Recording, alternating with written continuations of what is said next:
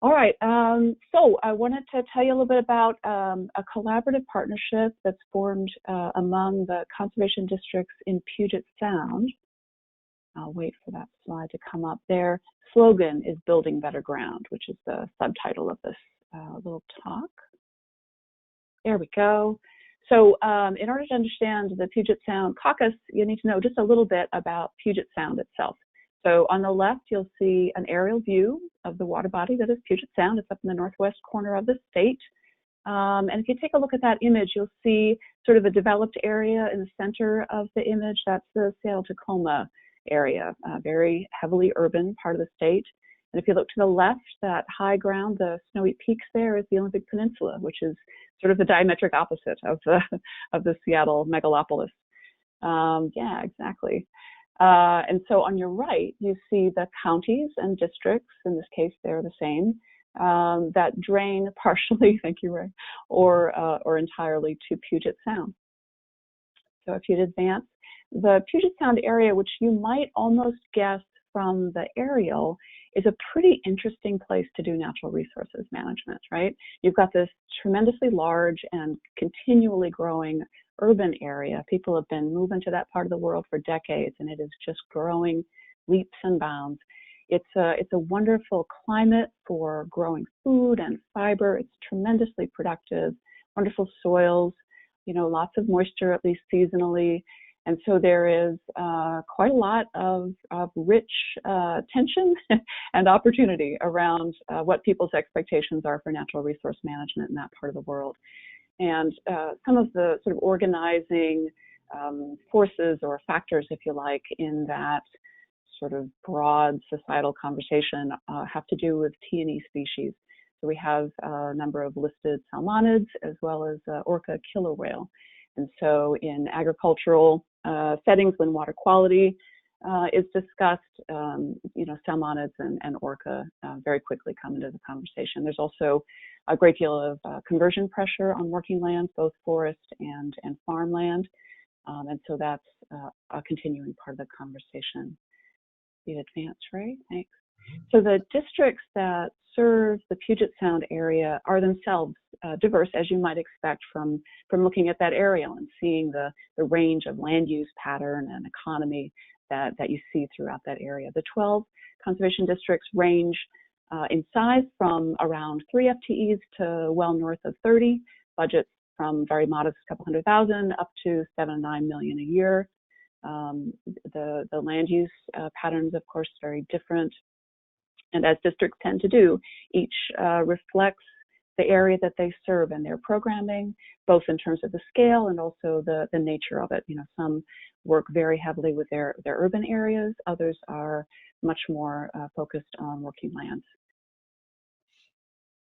Next slide, please. Thanks, Ray.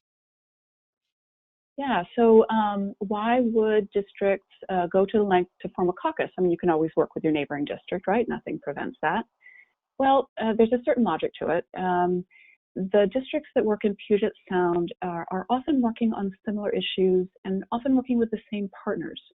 Yeah, so they have, of course, a interlocal agreement that facilitates, you know, joint projects, sharing staff back and forth, that kind of thing. But they've also built a joint web presence and branding that allows them to be a regional player. So, you know, sometimes it's advantageous to be very local, and that is a better selling point. And other times you want to be bigger. You want to be playing on an equal playing field with the big dogs, and they can do that. They can also roll up success metrics and show collective impact. I'll show you an example of that in a little bit. Probably the most significant factor is the last bullet on this slide, and that is that there are significant funding opportunities that are specific to Puget Sound.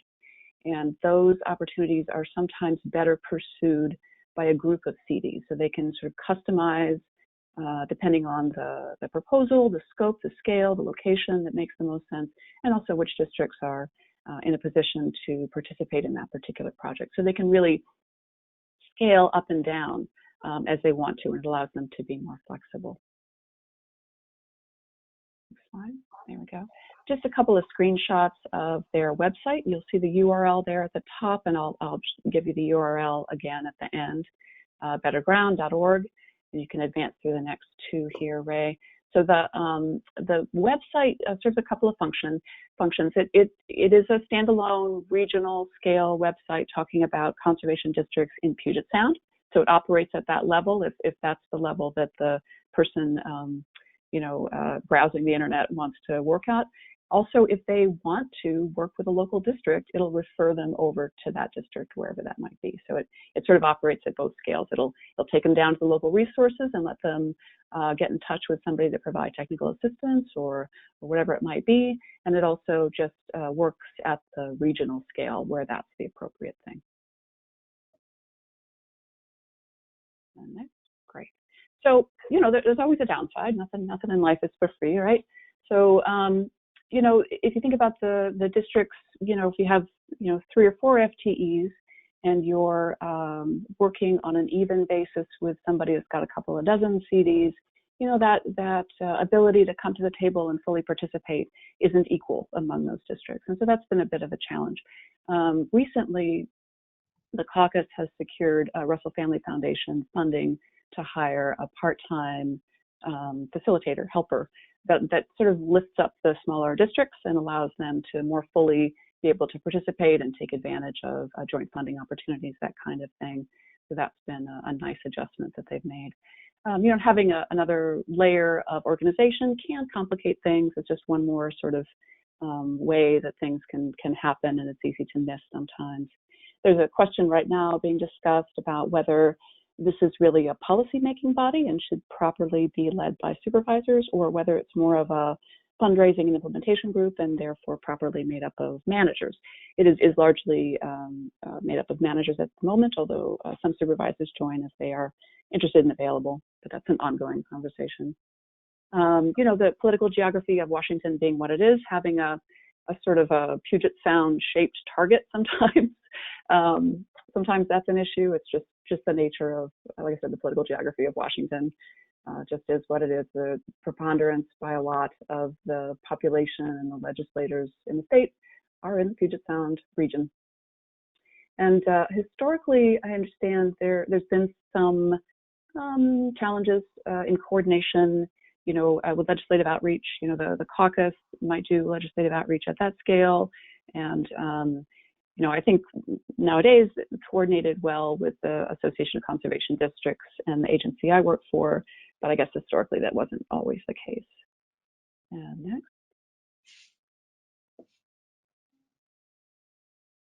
Yeah, so I mentioned that funding was a major goal for this organization, and they've done pretty well of late.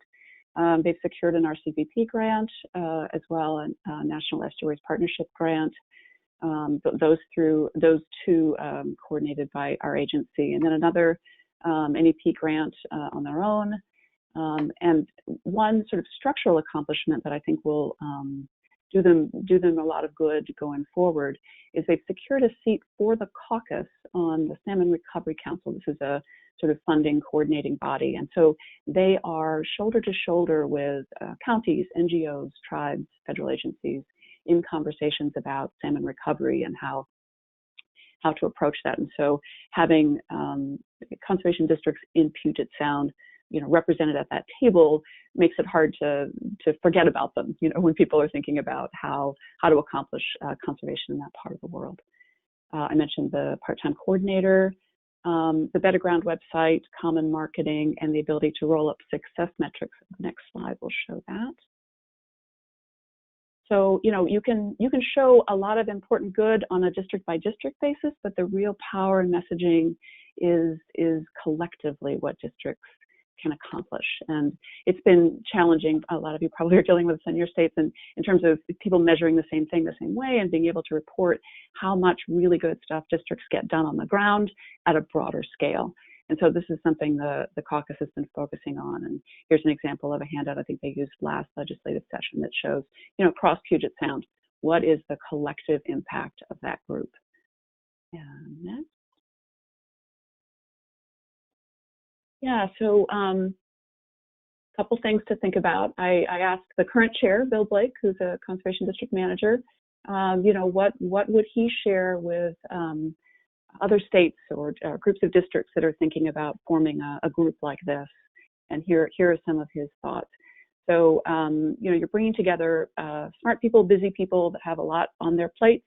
You want to make the best use of their time. You need to focus on concrete needs. These are folks that have a lot in common and could have a lot of fun just talking through, hey, I've been thinking about this. Did you ever wonder about that? Here's what happened to me. And there's some of that, but they really need to stay focused, and they really try to do that. The name caucus had struck me funny when I first heard it. Maybe it struck you that way as well. And I asked him about that. I said, why are you called a caucus? That seems weirdly political. That's interesting. And he shared with me, he said, well, if you think about it, we're kind of a unique thing, right? We're this group of districts in Washington State. We want to be understandable and relatable to the folks we most want to partner with. So if we had been working with academics, for example, we might have called ourselves a consortium, because academics understand what a consortium is immediately. They know how to relate to a consortium, how to work with them, what to expect, right? In this case, this is a group of organizations that are advocating for outcomes, in this case, voluntary conservation and funding for districts in the Puget Sound region. And so caucus was the term that they chose that they thought would be understandable to legislators, NGOs, interest groups. And so people would know, oh, it's a caucus. I know what a caucus is. I know how to relate to a caucus. I know how to work with them and what to expect.